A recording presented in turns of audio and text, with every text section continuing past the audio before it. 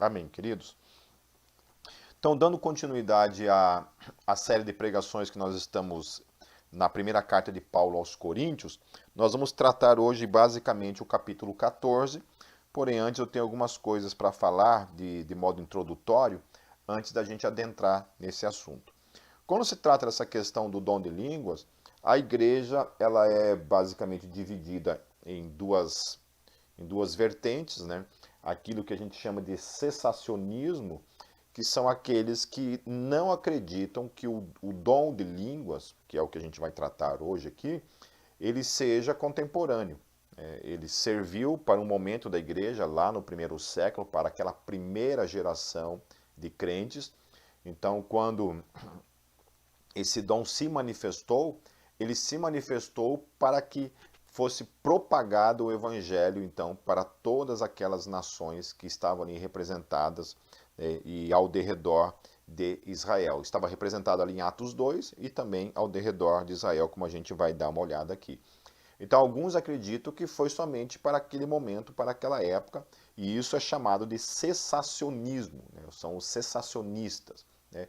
E tem os continuistas, né? Que são aqueles que acreditam, né, que esses dons ainda são para os dias de hoje, né? Então pode ser buscado e Deus ainda concede o dom de línguas para os dias de hoje. Né? Alguns fazem quase que um equilíbrio, né? Então são meio sensacionistas e meio continuistas. Então acredito que alguns dons cessaram, mas alguns dons ainda continuam, tá ok?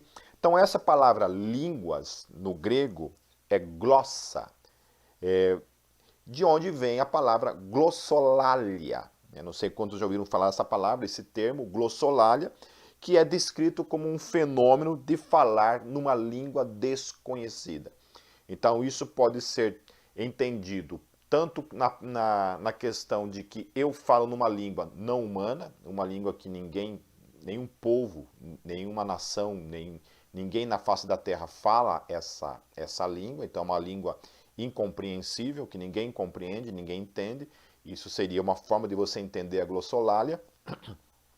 E a outra é eu falar uma língua a qual eu não falava antes e de modo sobrenatural eu recebo essa língua, né, que era desconhecida por mim até então, no sentido de que eu não sabia falar, mas aprendo a falar de modo sobrenatural. Né? Mas e se as línguas que a Bíblia se refere, a glossa, não se trata exatamente de línguas desconhecidas? E se quando a Bíblia está falando de línguas, ela não está se referindo necessariamente a línguas desconhecidas? Né? Será que o fenômeno línguas que ocorre nos meios pentecostais são de fato aquilo que a Bíblia descreve como dom de línguas?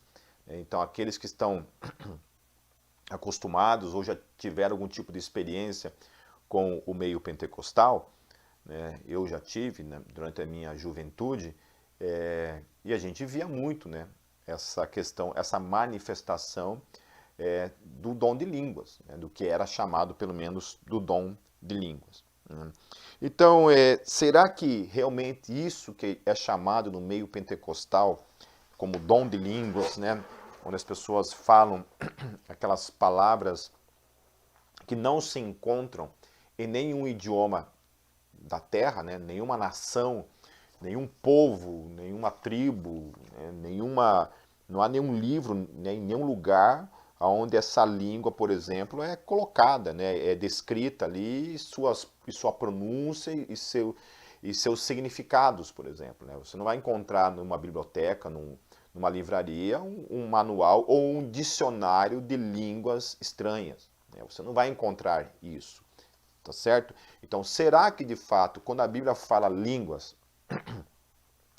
ela está se referindo a esse tipo de línguas que existe no meio pentecostal, ou ela está falando de uma língua humana? Né? Numa língua em que, se você quer aprender, por exemplo, francês, né, alemão, russo, inglês, sei lá, né, mandarim, será que é desse tipo de língua que a Bíblia de fato está descrevendo? Então nós vamos dar uma olhada no texto aqui para ver, talvez de repente seja de fato a soma dessas duas informações, né? Então, Marcos 16, 17, eu dei uma live há um tempo atrás, há uns meses atrás, a respeito o dom de línguas, né? E você também pode ir lá dar uma olhada, mas na verdade muitas coisas que eu vou tratar aqui são um pouco diferentes da forma como eu tratei naquela live. Então lá em Marcos 16, 17 diz assim: E esses sinais seguirão os que crerem. Em meu nome expulsarão os demônios, falarão novas línguas, ou glossais, aqui no caso no grego, glossais. Então aqui o texto, Jesus está falando isso, que um dos sinais que seguiriam a sua igreja, seguiriam os seus filhos, seguiriam o seu reino, era essa questão de expulsar demônios, por exemplo, mas aqui também fala sobre essa questão de falar novas línguas, né? Então aqui claramente Jesus não está se referindo necessariamente, né, a uma língua, como eu descrevi há pouco, uma língua, por exemplo, que não se encontra dentro dos idiomas conhecidos no mundo, né? Provavelmente esse falar novas línguas será o dom de línguas, porém o dom de línguas em que você recebe de modo sobrenatural esse poder de falar essa língua que é compreensível nas outras línguas. De que forma? Eu não sei. Esse é um grande mistério desse dom. Ele pode ser entendido como uma pessoa que recebe esse dom, e quando eu falo, uma pessoa ali, que está ali de uma outra nação, de uma outra língua, entende o que eu estou falando na língua dela, né?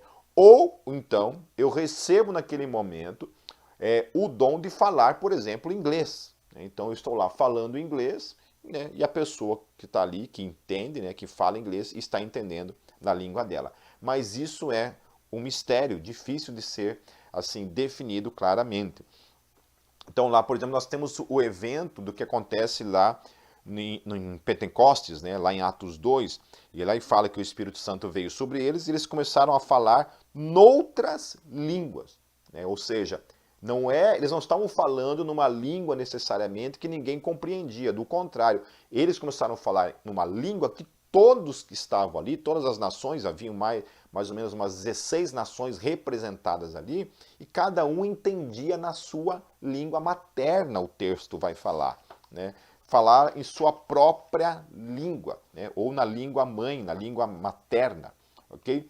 Então, quando eles entendiam ali a palavra língua, que eles falam, entendemos na nossa própria língua, no grego é a palavra dialecto, ou seja, dialeto. Então eles entendiam no seu dialeto, na sua própria língua mesmo, eles entendiam aquilo que aqueles homens, então, manifestado o poder do Espírito Santo, eles entendiam aquilo na língua mãe deles, ok? Então, eles estavam orando, recebendo esse poder sobrenatural, né? Esse dom sobrenatural, oravam ali e estavam ali falando, né? Orando, e as pessoas estavam então entendendo na sua língua. Isso aponta então, mais uma vez, que ainda que eles estejam falando em línguas, essa língua se manifesta, é compreensível na língua humana, ok? Então fica uma coisa assim muito muito polêmica, porque alguns entendem que não, né? Que o dom de línguas é você aprender, você recebe de Deus o dom de falar francês, o dom de falar alemão, né? Assim, de modo sobrenatural. Mas será que de fato é isso que a Bíblia está ensinando, né? Será que não é uma manifestação sobrenatural em que Deus age de modo sobrenatural sobre aquelas palavras de modo talvez não compreensível, né? Incompreensível para aquele que está orando, mas Deus torna compreensível para aquele que está ouvindo, e ouvindo então na sua língua. Então, o que aconteceu aqui foi isso.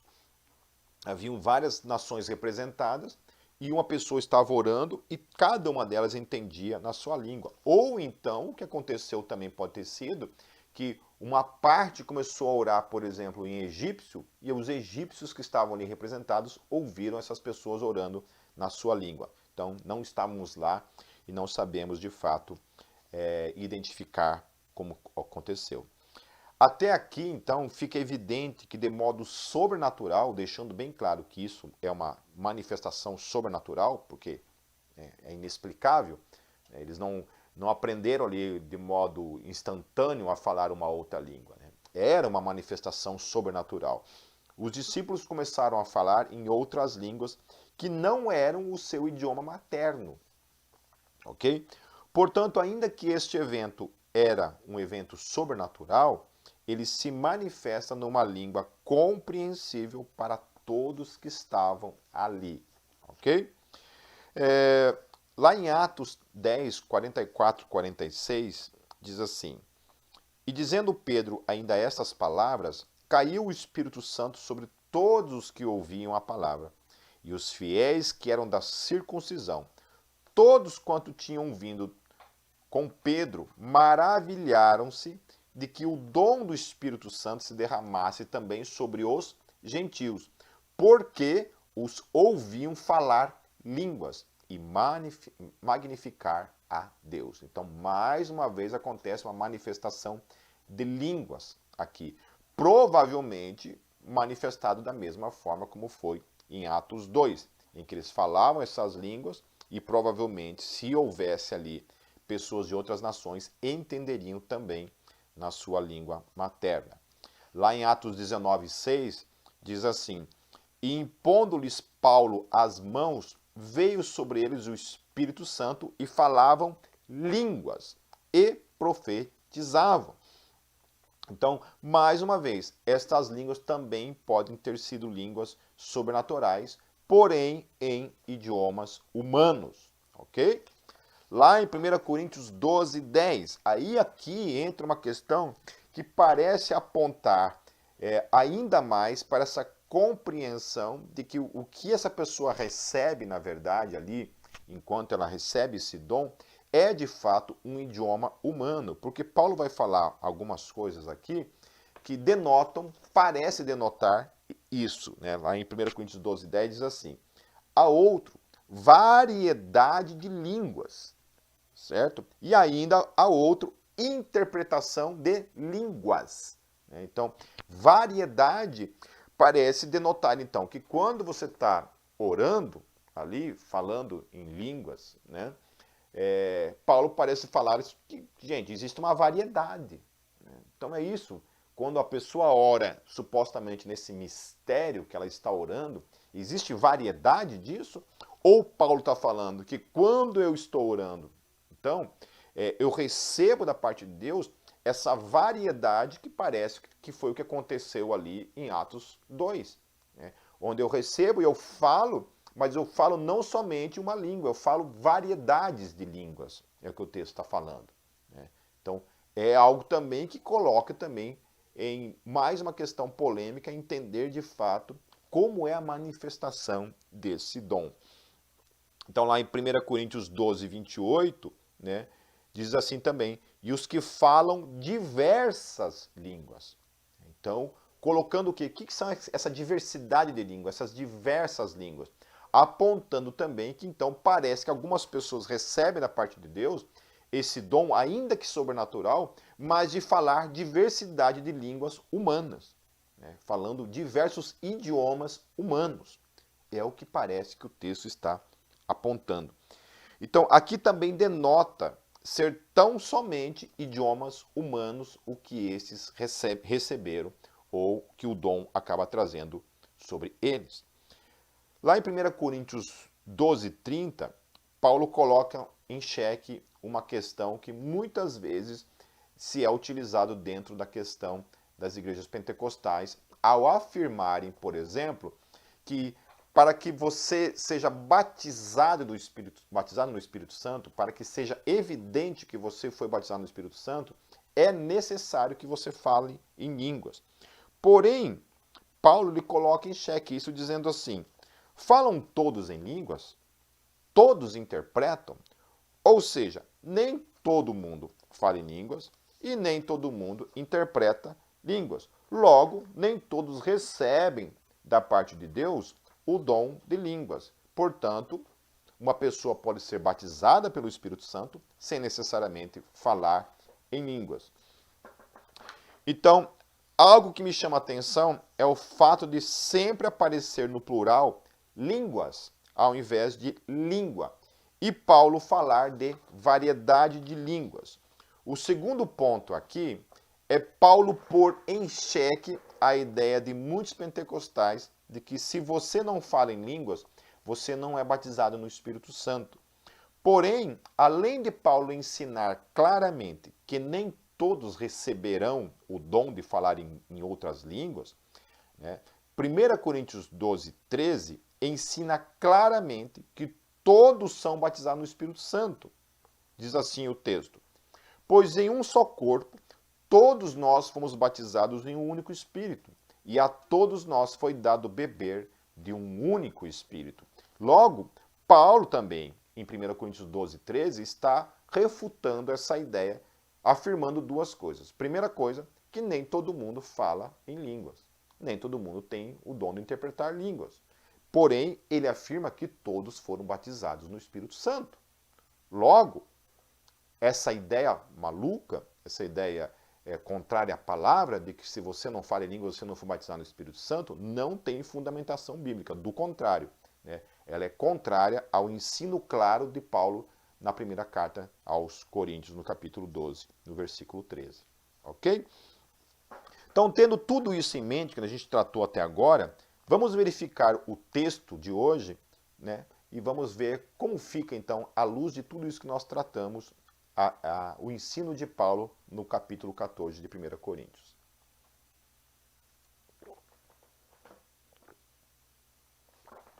Então diz assim, versículo 1. Sigam o caminho do amor e busquem com dedicação os dons espirituais, principalmente o dom de profecia. Pois quem fala em língua não fala aos homens, mas a Deus. De fato, ninguém o entende, em espírito fala mistérios. Então o apóstolo Paulo, né, toda a carta de 1 Coríntios, como a gente tem tratado até agora, ela é muito mais um tratado eclesiológico, no sentido de colocar ordem naquela igreja que estava, né, vivenciando várias polêmicas, né, partidarismo, imoralidade sexual, questão de dons, né, de supervalorização de uns dons e menosprezo de outros, né, a questão de menosprezar também a questão de alguns membros do corpo, né, e supervalorizar outros. Então Paulo está colocando uma ordem aqui, e uma das coisas que ele precisa colocar ordem e colocar no seu devido lugar, digamos assim, né, entender, falar, olha, a gente precisa ter uma eclesiologia equilibrada, uma eclesiologia madura, né? Quando eu falo eclesiologia, para quem não está acostumado com esse termo, eclesiologia é a forma como a igreja acontece.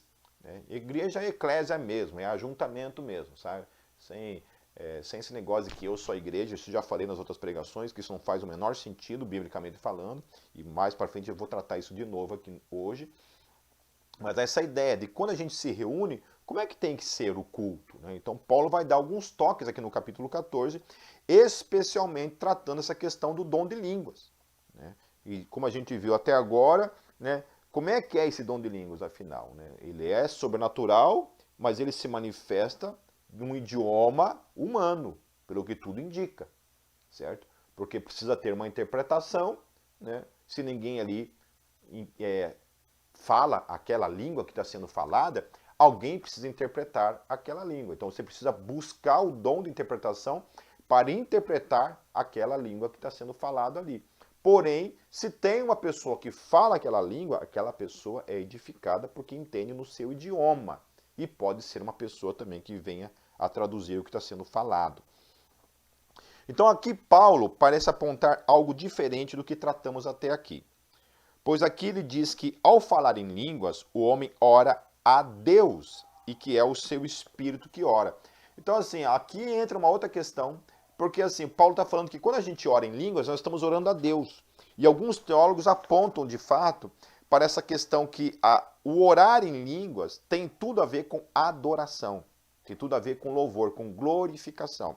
Então, quando você glorifica a Deus, você exalta a Deus, você adora a Deus em línguas, né? Esse é o propósito do falar em línguas, porque ela é para Deus, então o teu espírito ora, né, e você ora naquela língua, né, a qual você não compreende, certo? Né? Você ora a Deus, porém, quando isso é interpretado, isso de alguma forma edifica aqueles que estão ouvindo a sua adoração, uma vez que você interpreta, ou alguém interpreta aquilo que você está orando numa língua estranha.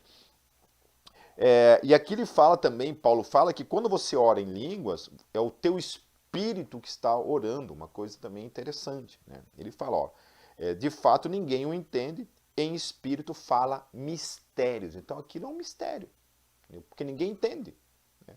Só entende, só deixa de ser um mistério quando é compreensível, quando alguém consegue interpretar, ou alguém que está ali, de uma outra nação, e escuta o que está sendo orado na sua língua, interpreta, como a gente falou.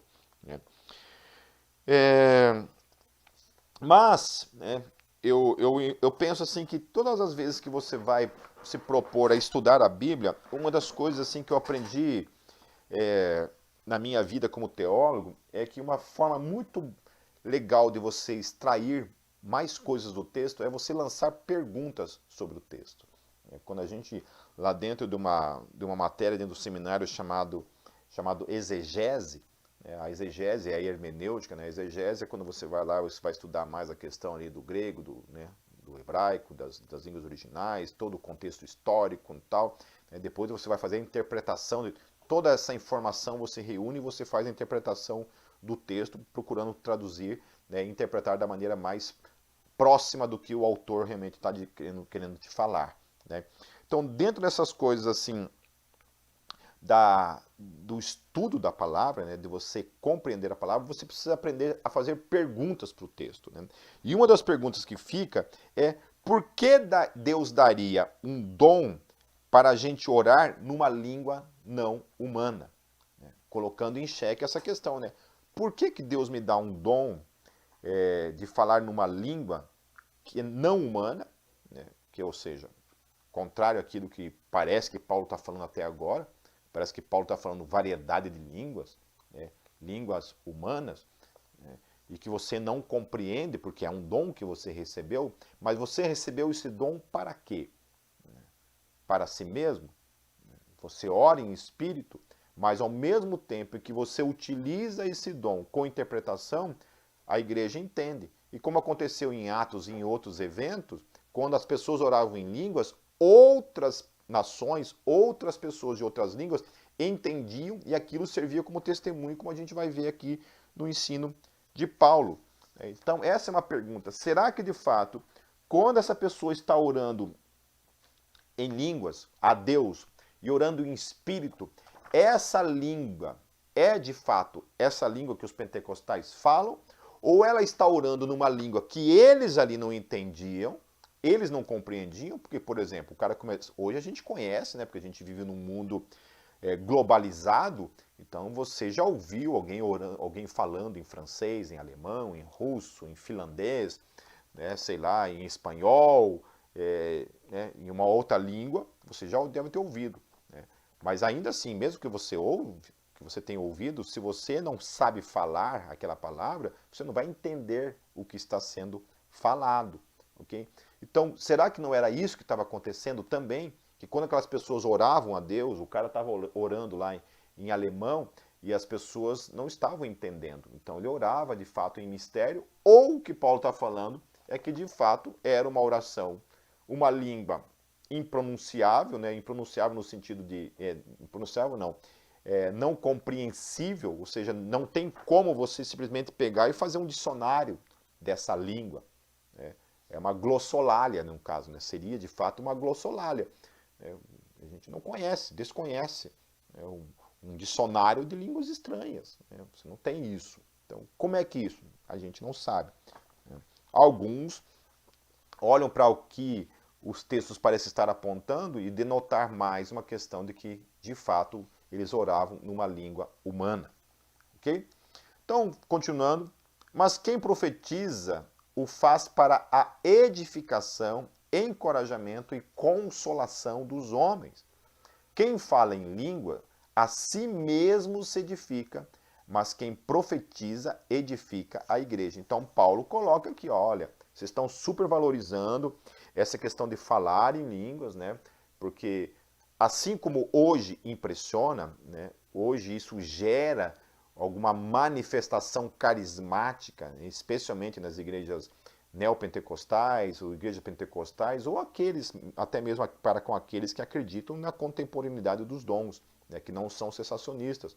De fato, a gente reconhece que o dom de línguas, ele traz esse ambiente, essa manifestação de algo sobrenatural no ar, ok?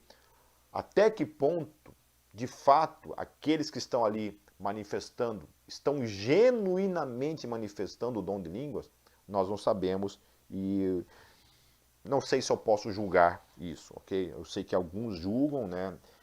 Mas eu me resguardo disso porque eu tenho medo de falar algo contra o Espírito Santo, né? Então, é uma língua a qual aquele que ora não entende, mas que de alguma forma edifica ao que ora. Então, é estranho isso, né? É estranho, ao mesmo tempo, agora fazendo uma pergunta que contrapõe a essa ideia de falar uma língua humana, por que Deus me daria o dom de falar em russo para orar a Ele em russo? Não dá para entender isso. Então, isso parece de fato apontar que é uma oração, né, falada em umas palavras que não tem como, né, não existe um dicionário na língua humana, né, que descreve isso, ok? Então fica realmente isso, e muito difícil nós chegarmos então a uma conclusão absoluta, tranquila e afirmar tranquilamente, né, tanto uma quanto a outra ideia daquilo que a gente está tratando aqui. E gostaria que todos vocês falassem em línguas, né? Então isso é um desejo de Paulo. Olha, eu gostaria que todos vocês falassem em língua, porque pelo que Paulo está falando aqui, é uma arma poderosa, né, de edificação, que o Espírito ora. Em que o Espírito ora e você edifica a si mesmo. Gostaria que todos vocês falassem línguas, mas prefiro que profetizem. Então, quem profetiza é maior do que aquele que fala em línguas, a não ser que as interprete para que a igreja seja edificada. Então, aí, quando se tem um intérprete, o dom de línguas passa a ser, de alguma forma, profético também, né? Ainda que ele cabe dentro dessa questão da exaltação, da glorificação, da adoração a Deus.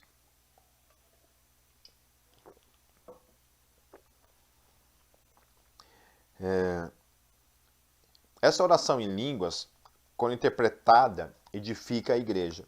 De alguma forma, aquela adoração prestada a Deus edifica a igreja quando traduzida. Versículo 6.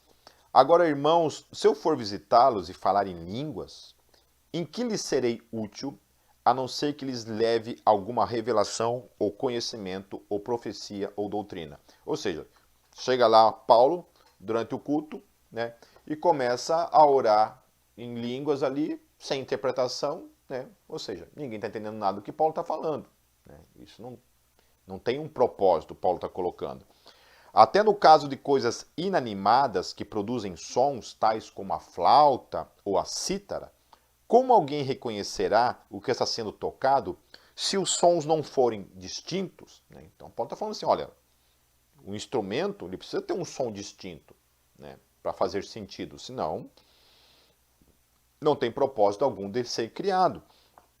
Além disso, se a trombeta não emitir um som claro, quem se preparará para a batalha? Então Paulo está falando isso, né? Naquele momento tinha as trombetas, né, que anunciavam, as trombetas de guerra, né, quando era para guerra, as trombetas tinham sinais que indicavam os movimentos que os exércitos tinham que tomar, ok? Assim acontece com vocês. Se não proferirem palavras compreensíveis com a língua, como alguém saberá o que está sendo dito? Vocês estarão simplesmente falando ao ar. Então o que estava acontecendo ali era justamente isso.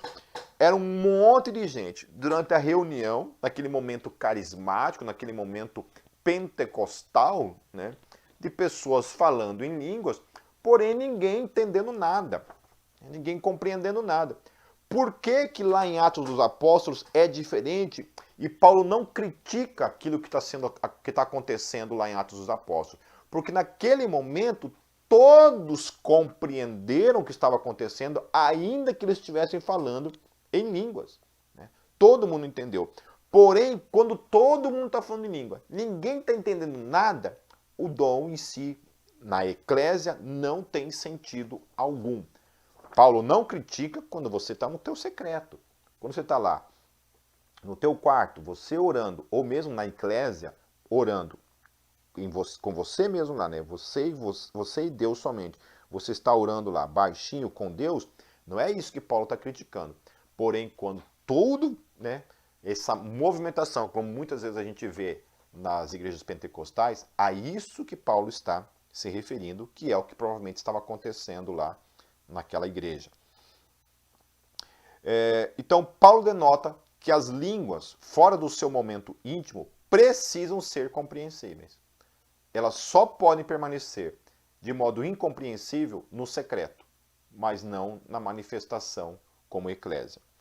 Versículo 10. Sem dúvida, há diversos idiomas no mundo, todavia nenhum deles é sem sentido. Então, todo idioma é compreensível por mais do que um indivíduo, para que haja compreensão. Ok? Versículo 11. Portanto, se eu não entender o significado do que alguém está falando, serei estrangeiro para quem fala e ele estrangeiro para mim. Assim acontece com vocês. Vistos que estão ansiosos por terem dons espirituais, procurem crescer naqueles que trazem edificação para a igreja. Né? É interessante essa ansiedade, porque eu passei por isso também. Né? Essa ansiedade que eu tinha de falar em línguas, infelizmente eu nunca recebi o dom de línguas da parte de Deus. Né? Eu não sou cessacionista, mas nunca recebi. Certo? Eu sei de pessoas que, aparentemente, pelo seu testemunho, pelo seu relato, receberam genuinamente esse dom. Então, entre Deus e cada um, eu não duvido que seja, não é isso, porque eu creio que pode ainda se manifestar nos dias de hoje.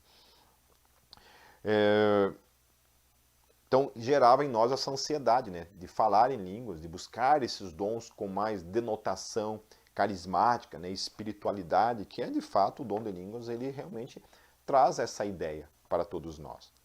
Eu gostaria de falar em outras línguas. Por isso, quem fala em língua, ore para que a possa interpretar. Pois se oro em língua, mais uma vez Paulo vai falar, meu espírito ora, mas a minha mente fica infrutífera. Que é uma coisa estranha o que Paulo está falando, porque o espírito ora, mas a mente fica infrutífera. Então o que farei? Orarei com o espírito, ou seja, orarei em língua, mas também orarei com o entendimento. Cantarei com o espírito, a adoração em línguas, mas também cantarei com o entendimento. Então Paulo está colocando assim as duas coisas. Uma coisa não precisa necessariamente eliminar a outra.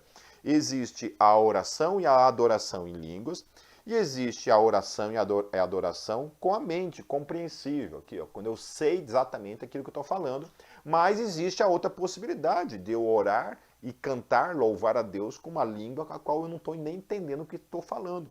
Mas o meu espírito sabe o que está acontecendo. É estranho isso, né? Estranho isso. Não estou querendo dividir a gente dessa forma, mas é o que a palavra está falando. Estou apenas apresentando, expondo para vocês o que a Bíblia está nos ensinando. Todavia, na igreja, olha só, na igreja eu acho interessante isso, né? Paulo utilizar na igreja como um local. Na igreja. Paulo não está se referindo a uma pessoa aqui. Olha, quando na igreja fulano, entendeu? Por quê? Porque igreja não são pessoas. Igreja não é fulano, igreja é um ajuntamento. É quando eu me reúno mais uma vez. Quando eu me reúno, aí sim, a igreja. Porque a igreja, então a igreja não é indivíduo, a igreja é a comunhão. Todavia, na igreja, ou seja, no lugar, então quando alguém falar para você assim, você não vai na igreja, você não tem como ir no lugar, a igreja não é um lugar. Claro que é, entendeu? Claro que é. É o lugar onde estão reunidos. É o que Paulo está falando. Todavia, na igreja. Então, quando eu estou indo na igreja, eu estou indo para me reunir. Amém? Pode ser Aqui, nesse escritório, pode ser na minha sala, na garagem, em qualquer lugar que seja. Você tem 2 ou mais reunidos em nome dele, ele está, e ali é a igreja. Na igreja. Aquilo ali se tornou uma igreja.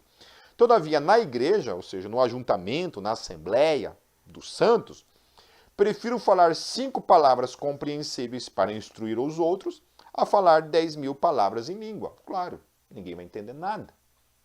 Se ele falar 10.000 palavras em língua que ninguém entende, não tem intérprete, não tem por que falar. Então Paulo está apontando isso. Fala assim, olha, queridos, está acontecendo isso. Talvez a reunião estava acontecendo isso. Estava todo mundo falando em línguas, ninguém entendia nada. Entendeu? Que bagunça é essa? E Paulo está colocando, olha, eu falo em diversidade de línguas, eu falo em línguas. Mas quando eu estou reunido com a eclésia, eu prefiro falar numa língua que eles entendem. Compreensível para todos eles. Irmãos, deixe de pensar como crianças. Então ele está chamando a atenção para esse tipo de infantilidade que muitas vezes a gente vê por aí. Com respeito ao mal, sejam crianças, mas quanto ao modo de pensar, sejam adultos. Pois está escrito na lei, por meio de homens de outras línguas e por meio de lábios estrangeiros falarei a este povo, mas mesmo assim eles não me ouvirão, diz o Senhor. Portanto, as línguas são um sinal para os descrentes e não para os que creem. Olha que coisa interessante. Então, quando está reunida a eclésia, a igreja, está reunida na igreja, o falar em línguas ali, como foi lá em Atos dos Apóstolos, quando todos falavam, tinha um alvo, que eram os estrangeiros, aqueles que não eram judeus. É o que Paulo está falando.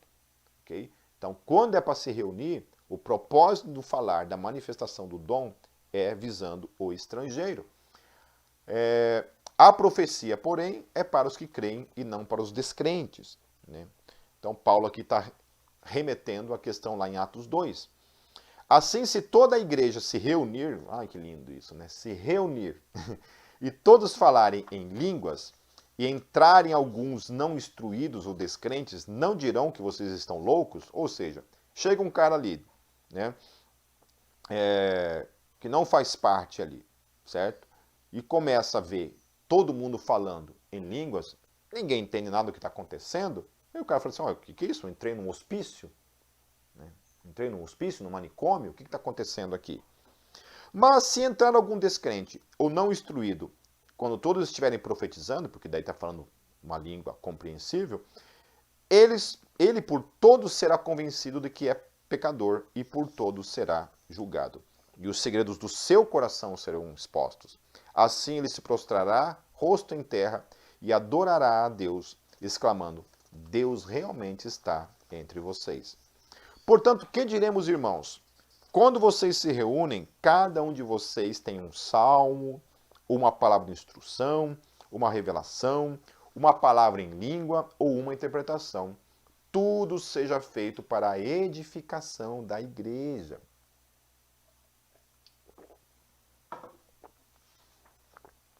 Então, mais uma vez, Paulo está falando que isso tem que acontecer quando eclésia, quando a eclesiologia acontece. Quando a eclésia se reúne e a eclesiologia, a forma como o culto deve acontecer, como essa reunião deve acontecer, Paulo então vai instruir. Olha, o que tem que acontecer, o que deve ocorrer quando eles se reúnem. Então ele fala assim, olha, tem que haver no meio de vocês salmos, então vai lá, fala um salmo, uma palavra de instrução, né? Um direcionamento, por exemplo, um recado, né? Alguma coisa assim. Uma revelação pode ter, Deus revela algo ali para a igreja, pode ter. Uma palavra em língua com interpretação, porque senão não tem por que falar. Né? Lá em Efésios 5,19, Paulo também dá alguns toques assim, em termos eclesiológicos, de quando a igreja se reúne, o que deve acontecer. Ele fala assim, ó, falando entre vós em salmos, ele repete, hinos e cânticos espirituais, cantando e salmodiando ao Senhor no vosso coração. Ou seja, louvor, música, precisa também ter durante a reunião da eclésia. Tem gente que é contrária à música, diz que música atrapalha, né? teve pregadores reformados que tiraram o louvor, o momento da música do culto, porque entendiam que na eclésia aquilo atrapalhava, o que é um absurdo. Né? Instrua o povo, ensine o povo o louvor e a adoração, mas você não pode tirar aquilo que a Bíblia motiva a ser usado, utilizado na reunião, na eclésia. Amém? E está aqui, ó, salmos e hinos e cânticos espirituais, daí cantando e salmodiando ao Senhor no vosso coração. Então deve ter música, sim, no momento do louvor do culto. 27, queridos. Se, porém, alguém falar em língua, devem falar 2, no máximo 3, e alguém deve interpretar. Ou seja, contradizendo em absoluto toda essa ideia pentecostal de num culto, numa reunião, na eclésia, se tiver 100 pessoas falando em línguas. Ok? Se não houver intérprete, fique calado na igreja, falando consigo mesmo e com Deus. Ou seja, orando ali, ó, entre você e Deus apenas. E aqui fala que somente 3, ou seja, não é 100 pessoas, é somente 3. Tratando-se de profetas, falem 2 ou 3, e os outros julguem cuidadosamente o que foi dito. Ou seja, o cara está ali profetizando, ensinando, falando, você tem que fazer o quê? Ali, aceitar tudo, dizer amém para tudo. Ah, é o Pipe que está falando, então amém para tudo. Não. Pipe, seja lá quem quer que seja. O que Paulo está falando. Julguem cuidadosamente o que foi dito. Se aquilo realmente vem da parte do Senhor, se aquilo de fato é bíblico, se aquilo realmente é o Espírito Santo que está ensinando e falando. Amém? Você não tem que dizer amém para tudo aquilo que eu digo, se de fato, somente se aquilo está de acordo com aquilo que a palavra de fato ensina. Amém? Versículo 29, tratando-se de profetas, Versículo 30. Se vier uma revelação a alguém que está sentado, cale-se o primeiro. Pois vocês todos podem profetizar, cada um por sua vez, de forma que todos sejam instruídos e encorajados. Os espíritos dos profetas estão sujeitos aos profetas, pois Deus não é Deus de desordem, mas de paz, como em todas as congregações dos santos. Daí pula lá para o versículo 36, porque o versículo 34 e 35 eu já tratei numa outra pregação a respeito do lugar da mulher na igreja. Versículo 36, estamos quase encerrando. Acaso a palavra de Deus originou-se entre vocês? São vocês o único povo que ela alcançou? Se alguém pensa que é profeta ou espiritual, reconheça que o que lhes estou escrevendo é mandamento do Senhor. E aqui é uma coisa que muitas vezes eu me preocupo. Por quê? Porque o que Paulo está falando aqui não é dele. A eclesiologia que Paulo está apresentando aqui em relação à manifestação do dom de línguas no culto, a questão profética, a questão dos salmos e a questão de outras manifestações ali no culto, dessas questões dos dons que estão manifestando ali no culto, Paulo está falando o seguinte, que o que ele está dizendo não é dele, não é o ensino dele, não é o pastor Pipe que está falando. O que ele está falando é o seguinte, que é o mandamento do Senhor que as coisas sejam nessa ordem. É assim que tem que ser. É 3 no máximo e tem que ter intérprete. São 2, 3 profetas. Fala um de cada vez. Não é os 3 profetizando ao mesmo tempo. Tem que haver salmos. Paulo fala, tem que haver música também. Tudo na sua ordem. Não é alguma vez eu fui tocar o desertor foi tocar lá em Vitória, no Espírito Santo, e me chamaram lá para pregar lá numa base, lá numa festa lá que tinha tido lá depois do Metanoia Fest.